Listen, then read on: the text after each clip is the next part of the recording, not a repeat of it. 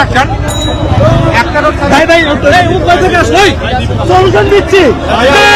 সকাল থেকে যান চলাচল ব্যাঘাত হঠাৎ করে আপনি এসেই তো এখন ব্যাঘাতটা ঘটাইছেন। নিয়ে যাও সকাল থেকে যান চলাচল ব্যাঘাত করতে পারেন যান তো সৃষ্টি হয়েছে তো আপনি করালেন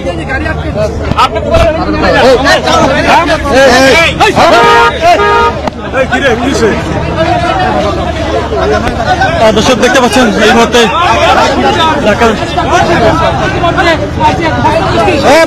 দশটা কিন্তু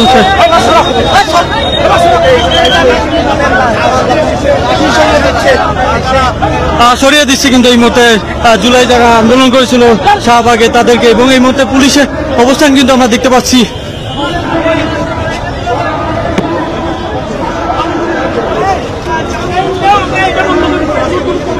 পুলিশের অবস্থান কিন্তু আমরা এই মুহূর্তে দেখতে পাচ্ছি। বন্ধ করছে আমরা সুযোগ করে দিবেন তো খালি করে 8 মিনিট 10 মিনিট টাইম দিবেন না। আমরা তো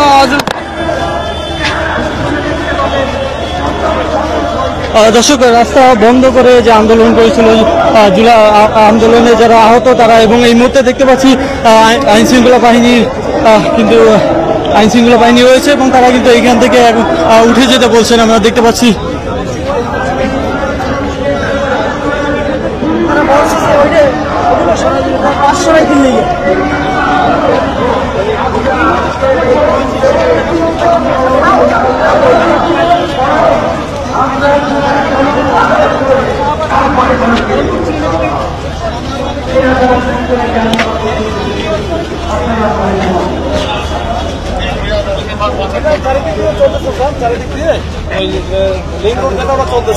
মাঝখান দিয়ে ওরা বসে আছে তো আছে এটা চালায় দেওয়া তো মুশকিল, তখন এটা আবার অ্যাক্সিডেন্ট হয়ে যেতে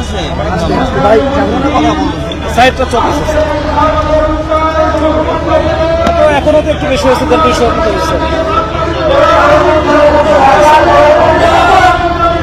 আমার মনে হয় যে ছাত্র উপদেষ্টা যিনি আছেন ওনার সাথে কথা বললে সমাধান হয়ে যাবে। আমি কথা বলছি স্যার, আমাদের সাথে কথা বললে তো কথা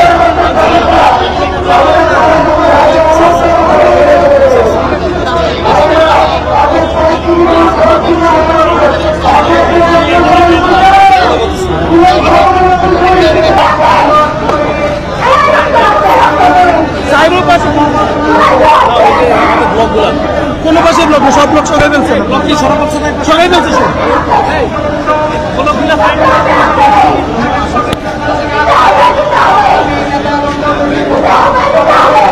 ফোকাস দিয়ে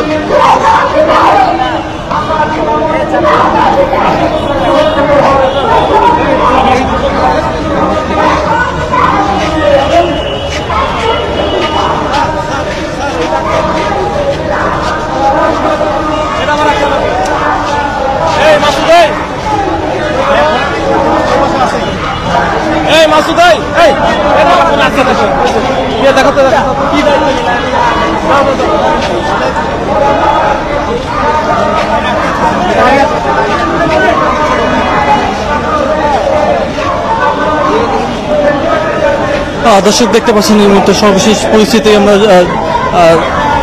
দেখাচ্ছি, শাহবাগের সর্বশেষ পরিস্থিতি।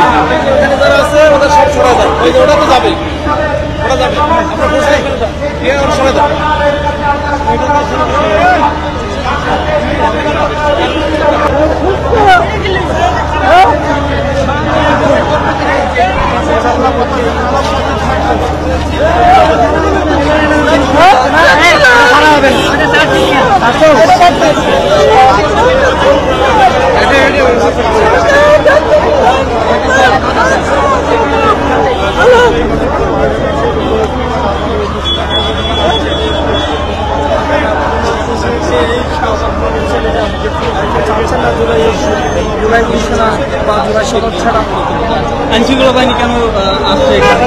আমাদের জনভোগ আরো বেশি বাড়তেছে। আমাদের জুলাই যোদ্ধারা যারা আছে ওরা আসলে মূলত আমরা জুলাই যোদ্ধা যারা আছি আমরা তো কোনো সহিংসতা চাই না। এখন পুলিশ আমাদের ব্যারিকেড প্রত্যেকটা ব্যারিকেড উঠে দিয়েছে, ভাঙতেছে। আমরা পুলিশের প্রতি আমরা তীব্র নিন্দা জানাই এবং সরকারের কাছে আহ্বান করব যে কেন পুলিশ প্রশাসন আমাদের সেফটি বাদ দিয়া আমাদের সিফটি দেবে কিনা আমাদেরকে এভাবে হাসতে নাস্তে করতেছে, কেন করতেছে? ধন্যবাদ। আপনার কি মনে হয় না রাস্তায় ভোগান্তি সৃষ্টি হচ্ছে সাধারণ মানুষের? অবশ্যই ভোগান্তি হচ্ছে, কিন্তু আমাদের তো একটা দায়িত্ববোধ নিয়ে আমরা এই জায়গায় আইছি, এবং কি আমাদের একটা সনদ এবং জুলাই সনদ এবং জুলাই ঘোষণাপত্র দাবি নিয়ে আমরা রাস্তায় এসেছি। আমাদের এইগুলো আমাদের সম্পূর্ণভাবে করে দিক, আমরা এখনই চলে যাচ্ছি। কিন্তু জনগণ জুলাই সনদ দিতে পারবে না, তো আপনারা জনগণের ভোগান্তি কেন করতেছেন? জনগণের তো আমরা তো জনগণ, আমরা জুলাই হলে কি হবো, কিন্তু আমরা তো জনগণ, আমরা চাচ্ছি না যে সাধারণ জনগণ ভোগান্তি হোক।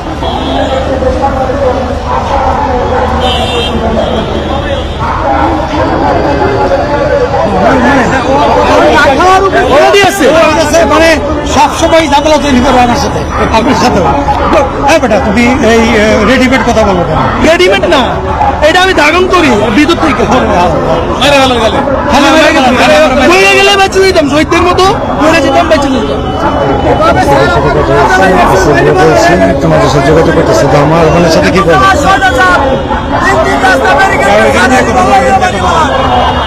ঠিক আছে, ওইটা কি বললে আমার জানাও। তোমরা আমাদের জ্বালাইতেছ, মানুষের জ্বালাইতেছ, তো নিজেদের জ্বালাইতেছ। রিং রোড দিয়ে যান চলাচল চলতেছে সীমিত আকারে, তো এখানে আমরা চেষ্টা করতেছি আমাদের মতো করে, দেখি কি হয়। আমরা 2-3 দিক থেকে আমরা চেষ্টা করতেছি।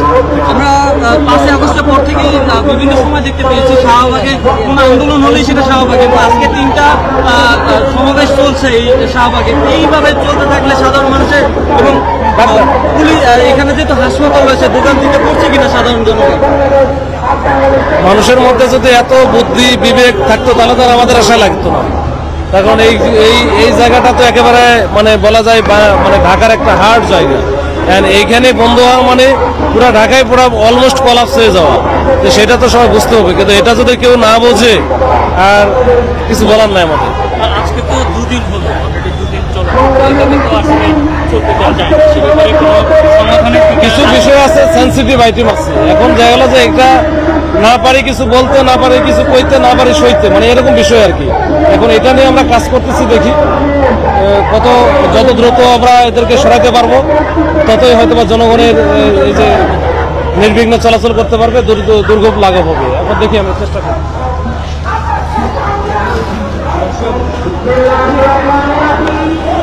পরিবার হারানো, স্বজন হারানোর বেদনার নামে যারা বাংলাদেশকে যাতে ধ্বংস করতে না পারে।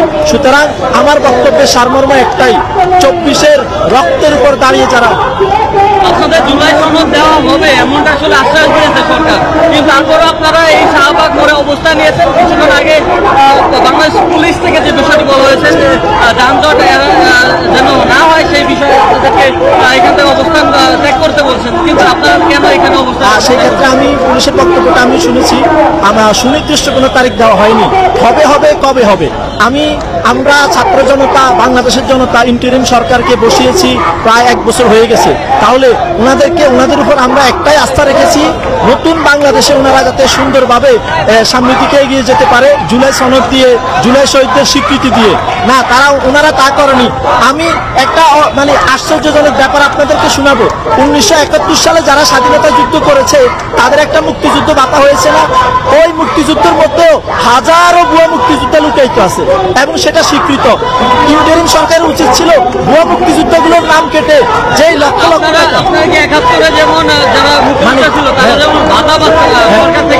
সরকার থেকে একটি অনুদান পাচ্ছিলেন, সেই ভাবে আপনারাও কি পেতে চান কিনা? না, আমরা অনুদানের আশায় তাদেরকে বসানো অনুদান পেতেও চাই না।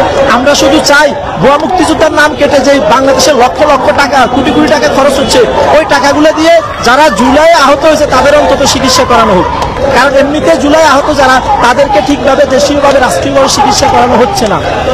তাহলে আমরা চাই যে ওনাদেরকে যে জন্য আমরা বসাইছি যে আপনারা নতুন বাংলাদেশটাকে সুন্দর করে সাজান, ওনারা সেটা করতে ব্যর্থ। এই ব্যর্থতার পিছনে দায়ী রাজনৈতিক দলগুলো আছে, কারণ আন্দোলন করেছে ঐক্যবদ্ধভাবে, কিন্তু ক্ষমতার লোভে রাজনৈতিক দলগুলো এখন বিভক্ত হয়ে রাজনীতি নিয়ে ব্যস্ত হয়ে গেছে, দেশ নিয়ে ভাবতেছে না।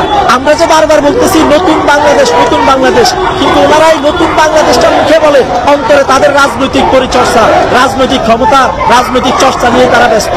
এই জন্য ইন্টারিম সরকার চাইলেও অনেক কিছু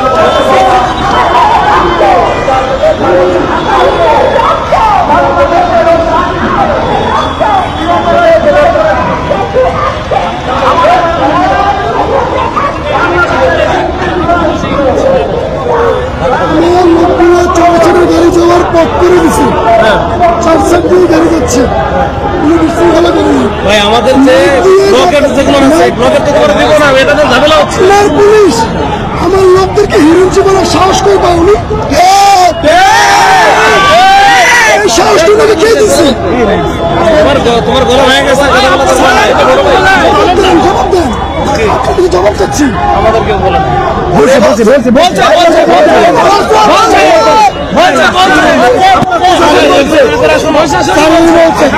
তিনি আমাদের প্রিয় মুক্তিযোদ্ধা বলছে,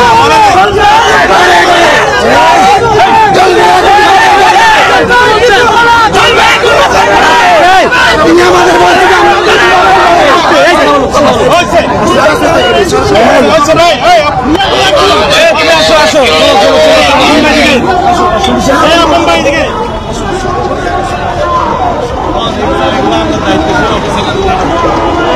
এই যে স্যার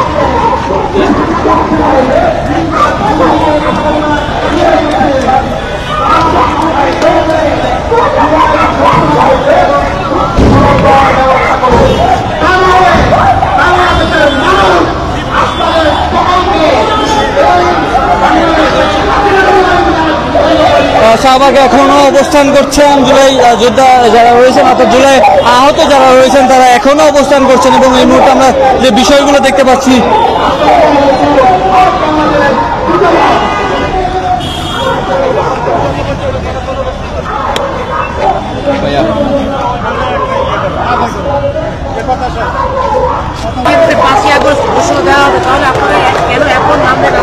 শোনেন, আপনারা জানেন ভালো করে যে বারবার তারা সময় নেওয়ার পরেও আমাদের কিন্তু তারা হ্যারাস করছে, আমাদের তারা বারবার হ্যারাস করছে।